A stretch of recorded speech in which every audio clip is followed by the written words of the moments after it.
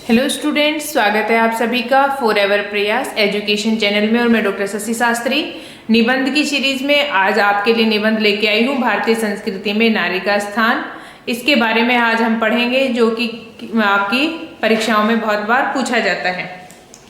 देखिए दोस्तों, भारतीय समाज में हर समय नारी का अलग अलग, चाहे वो हम काल की बात करें, चाहे वो प्राचीन काल हो, मध्यकाल हो, फिर आधुनिक काल हो, हर काल में नारी की जो स्थिति है वो अलग अलग हमें देखने को मिलती है। आज हम यहाँ पढ़ेंगे जो भारत की प्राचीन संस्कृति है उसमें नारी का स्थान क्या था और उसमें तदंतर क्या परिवर्तन आया। अब हम बात करते हैं सबसे पहले कि अस्माकं प्राचीन भारतीय वेदभ्य वयं जानीमः यत् प्राचीन भारतीय समाजस्य मातृसत्तात्मक आसीत्। कि अस्माकं हमारा प्राचीन भारतीय वेदभ्य वयम जाने है कि जो हमारे प्राचीन भारतीय वेद इत्यादि हैं उनके द्वारा हम यह जानते हैं कि यत प्राचीन भारतीय समाज है, यत यह प्राचीन भारतीय जो समाज है मातृसत्तात्मक आसीत, कि हमारा प्राचीन भारतीय समाज कैसा था, मातृसत्तात्मक था। प्राचीन भारतात आरभ्य स्त्रिय विशेषा उपासका इति मन्यन्ते।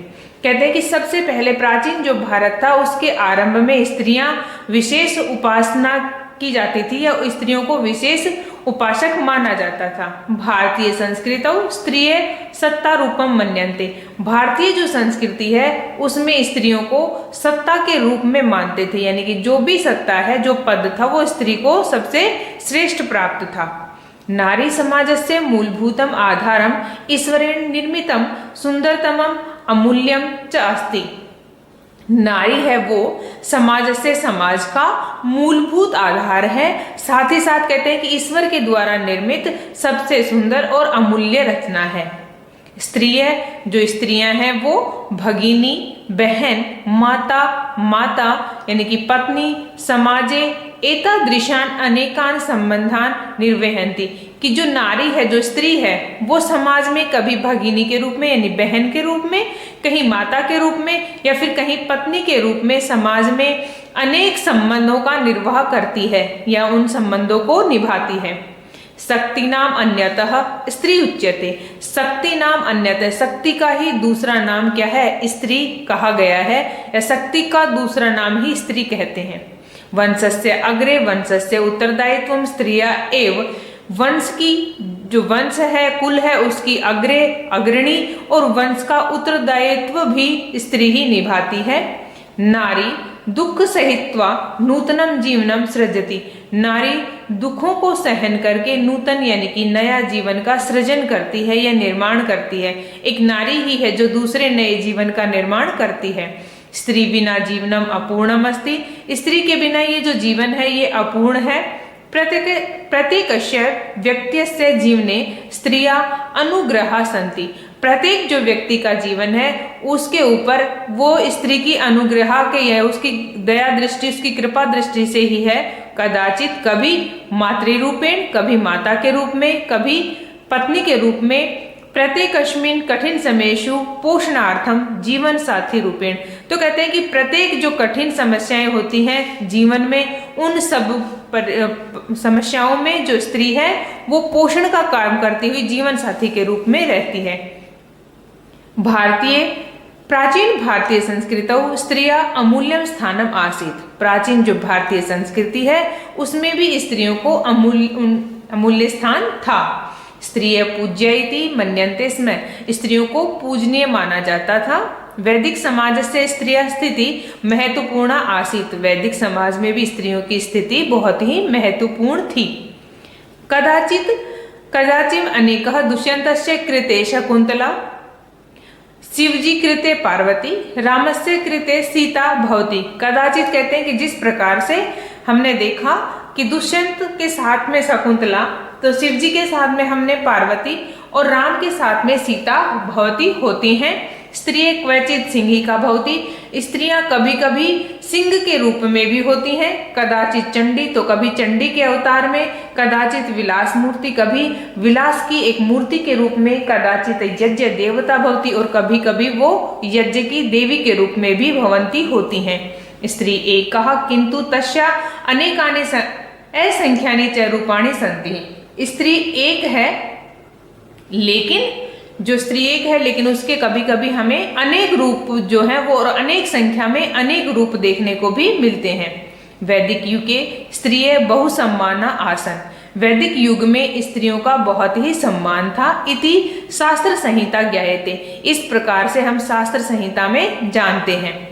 तस्मिन समय स्त्रिय स्वतंत्रता आसन, उस समय में स्त्रियां बहुत स्वतंत्र थी।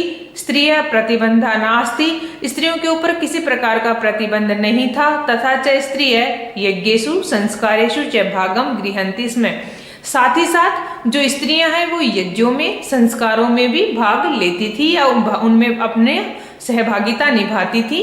तस्मिन समय उक्तम यत्र नार्यस्तु पूज्यन्ते रमन्ते तत्र देवताः, कि उस समय यह कहा जाता था, क्या कहा जाता था कि यत्र नार्यस्तु पूज्यन्ते रमन्ते तत्र देवता, यत्र जहां पर नार्यस्तु नारियों की या स्त्रियों की पूज्यन्ते पूजा की जाती है वहीं पर ही देवता रमण करते हैं। रमण का मतलब होता है रहना, कि वहीं पर देवता निवास करते हैं, रमण करते हैं, रहते हैं जहां पर नारियों की पूजा की जाती है। यत्र स्त्रिय पूज्यन्ते तत्र देवता निवसंती इत्यर्थ है। इसका अर्थ यही होता है कि जहां पर स्त्रियां पूजी जाती हैं वहां देवता रमण करते हैं, निवास करते हैं। परंतु अस्य कथनस्य मान्यता प्रत्येक युग से समाज सुष्ठु ने कृतवान, लेकिन ये जो कथन है इसकी मान्यता हर युग में समाज के द्वारा उसको नहीं अपनाया गया, या हर युग में समाज में हमें ऐसा देखने को नहीं मिला कि जहां पर नारियों की पूजा हो वहां पर देवताओं का निवास हो। इस कथन के बारे में कहा गया है।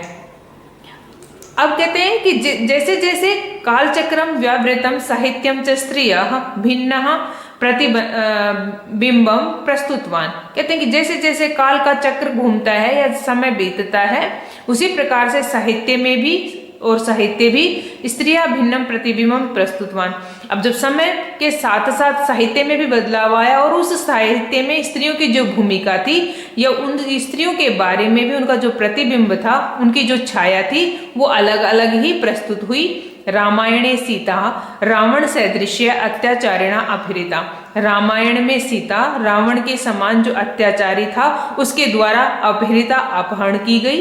यस्य कृते सीता शुद्धा सिद्ध्यार्थम अग्नि प्रकोपम अवाप्तवती, कहते हैं कि उस घटना के बाद में यस्य कृते, जिसके कारण सीता जी को शुद्धाम अपनी शुद्धि को सिद्ध करने के लिए अग्नि प्रकोपम, अग्नि का जो प्रकोप है या अग्नि प्रकांड, अग्नि की जो ज्वालाएं हैं वो अवाप्तवती, वो प्राप्त करनी पड़ी या उनको झेलना पड़ा। महाभारत युगे दुर्योधन सदृश्य अत्याचारी क्रूर च जनसंख्या युक्ते समागमे द्रौपदीम विच्छेदनम कर्तु प्रयत्ते स्म। अब महाभारत के युग की अगर बात करें तो उस युग में दुर्योधन के समान जो अत्याचारी क्रूर अत्याचारी है उसने भरी सभा में द्रौपदी का अपमान किया था। ऐसा निंदनीय घटना आसित, और यह बहुत ही निंदनीय घटना थी। युधिष्ठिर सदृश्यन व्यक्तिना धूते विजयाय स्वपत्निया द्रौपदी दाव उपेक्षाया स्थापिता आसित। अब वो तो दुष्ट थे, लेकिन जो धर्मराज के रूप में स्थापित ऐसे जो युधिष्ठिर हैं, ऐसे व्यक्ति ने भी धूते विजयाय, धूत जो क्रीड़ा होती है या जुए में जो जीत गया था उसको अपनी पत्नी द्रौपदी किसमें, जुए में दे दी। कहते हैं कि इस प्रकार से जो धर्म को स्थापित करने वाले युधिष्ठिर हैं उन्होंने भी अपनी पत्नी को दांव पर लगा दिया था। अस्मिन युगे स्त्रिय मानिता अवहेलिता च आसन, अस्मिन युगे, इसी युग में स्त्रियां अपमानित और अवहेलना को प्राप्त होती थी। पूरा काले स्त्रिय स्वस्थानम न दीयते स्म, पूरा प्राचीन काल में जो स्त्रियां थी स्वस्थानम न दीयते स्म, उनको उनका जो उचित स्थान था वो नहीं दिया गया। संबंधम स्थापितुम परिवार से आराम से च स्त्रिय बहव अत्याचार भवन, जैसे जैसे समय बीतता गया स्त्रियों के जीवन में, स्त्रियों के व्यवहार में, समाज में उनकी स्थिति में भी परिवर्तन होता गया। कहते हैं कि स्त्रियां संबंधम स्थापितुम, स्त्रियों से संबंध स्थापित करके परिवार से आराम से च, और परिवार के आराम के लिए स्त्रियों के ऊपर बहव बहुत प्रकार के अत्याचार अभवन, अत्याचार हुए। गृहे अपि बालिकानां बालकानां समान अधिकारम न दीयते स्म। गृह जो हमारा घर है उसमें भी बालिकाओं को और बालकों को यानी कि लड़कियों को और लड़कों को समान अधिकार न दीयते स्म, समान अधिकार नहीं दिए गए। समाजे बहवे जना, समाज में बहवे बहुत सारे जो व्यक्ति हैं लोग हैं उनके द्वारा भी अपि माने भी स्वस्य गलत दृष्टिकोण स्त्रिया सह दुर्व्यवहारम कुर्वन्ति स्म। कहते हैं कि समाज में बहुत से लोगों के द्वारा उनकी जो गलत दृष्टिकोण है इस वजह से स्त्रियों के साथ में या उन्होंने स्त्रियों के साथ बहुत ही दुर्व्यवहार किया। अध्यस्त्वन्यापि बहुषु कुटुंबेषु बालकः कुलदीपक इति मन्यते। आज भी बहुत से ऐसे कुटुंब यानी कि परिवार हैं जिनमें बालक को ही या लड़के को ही कुल का दीपक इति मन्यन्ते मानते हैं। प्राचीन जनाः चिन्तयन्ति स्म यत् बालिका विवाहं कृत्वा दूरं गमिष्यति बालका कुटुम्बस्य गौरवम् अन्यनः वंशम् अग्रे नेष्यन्ति इति। प्राचीन काल के समय भी लोग ये सोचते थे कि जिस प्रकार से बालक है बालिका है वो विवाह कृत्वा करके दूरम गमिष्यति दूर चली जाएगी, लेकिन जो बालक है जो लड़का है कुटुंबस्य गौरवम वो कुटुंब का गौरव है, कुटुंब यानी कि परिवार का गौरव है, क्योंकि वो ही वंशे अग्रे नेष्यति थी, वो ही इस वंश को आगे अग्रे मतलब आगे नेष्यन्ति इति ले जाने वाला है, इसीलिए उसको श्रेष्ठ या कुल का दीपक कहा जाता था। पूर्वम स्त्रिय अन्यस्य धनम मन्यन्ते स्म। पूर्वम पहले स्त्रियों को अन्य से दूसरे का धनम मन्यन्ते स्म धन मानते थे, दूसरे का धन यानी कि पराया धन मानते थे।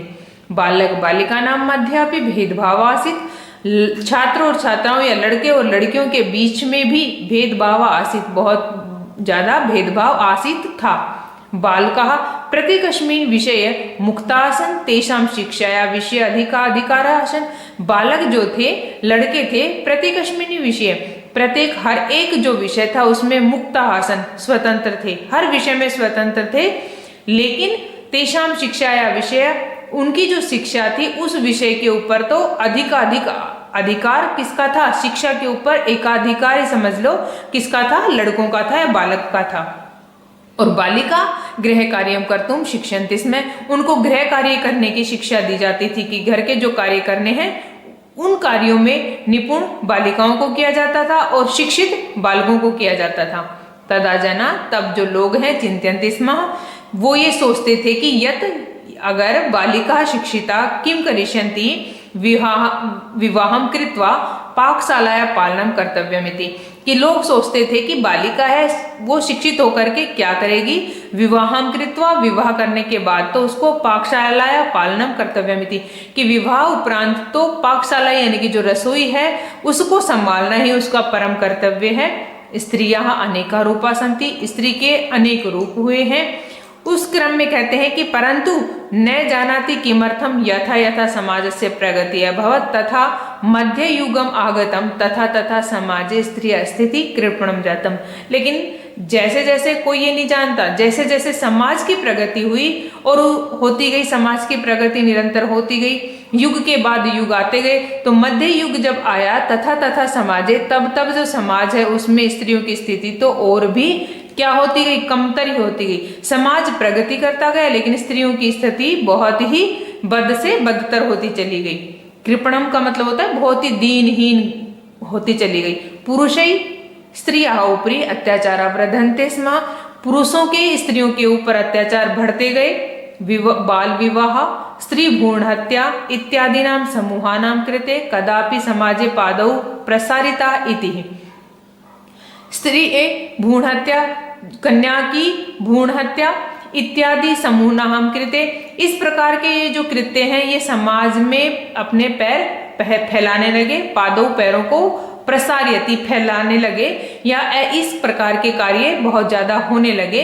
इति कदापि न वदन्तु, इस प्रकार से कदापि कभी न कहना चाहिए कि ये सब अच्छा नहीं है, ऐसा नहीं होना चाहिए। उपभोग वस्तु इति मत्वा सा सीमा भी तिषु निरुद्धा, कि उपभोग की वस्तु इस प्रकार से मानते थे, उस मान्यता को या उस मेंटलिटी को, उस मानसिकता को रोकना चाहिए। बाल विवाह से कारणेन स्त्रियां ऊपरी अत्याचार वृद्धिता, बाल विवाह के कारण ही स्त्रियों के ऊपर अत्याचार बढ़े।